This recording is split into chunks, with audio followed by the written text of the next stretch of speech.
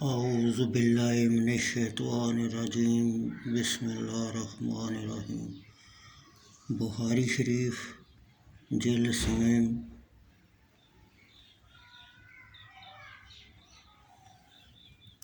حدیث نمبر 1487۔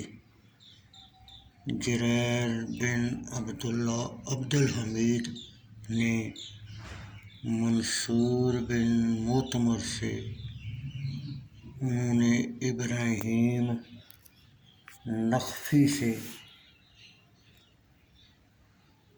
انہوں نے عبیدہ بن عمر سلمانی سے، انہوں نے حضرت عبداللہ بن مسعود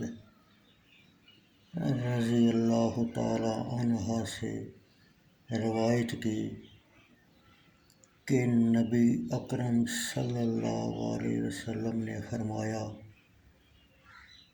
میں آخری دوزخی کو جانتا ہوں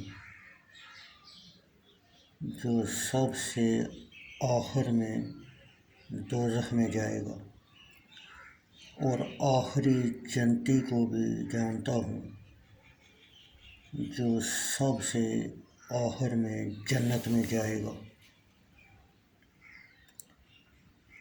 وہ شخص جو دوزخ سے سرینوں کے بل چلتا ہوا باہر نکلے گا، اللہ عز و جل فرمائے گا جاؤ جنت میں داخل ہو جاؤ۔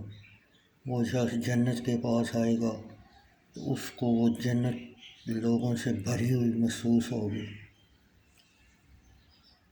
وہ واپس آ کر بارگاہ عزتی میں عرض کرے گا، اے میرے پروردگار، میں نے تو جنت کو لوگوں سے بھرا ہوا پایا ہے۔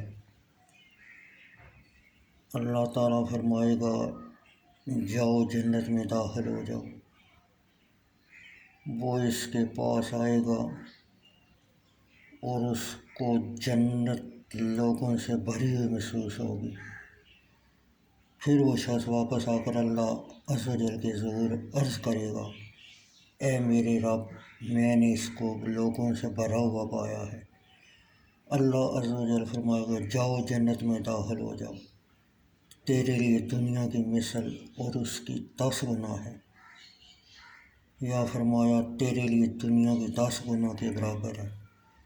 تو بندہ عرض کرے گا، اے میرے پروردگار، تو مجھ سے تمسخر کرتا ہے یا تو مجھ سے ہنسی کرتا ہے، حالانکہ تو بادشاہ ہے۔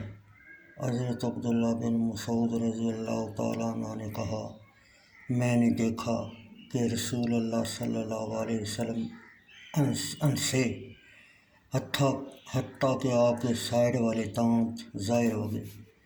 آپ نے فرمایا یہ شخص جنت میں سب سے کم درجے کا ہوگا، جو اللہ تعالیٰ نے فرمایا کہ اس کو جنت میں اتنی جگہ دے جو دنیا کے 10 گنا ہے۔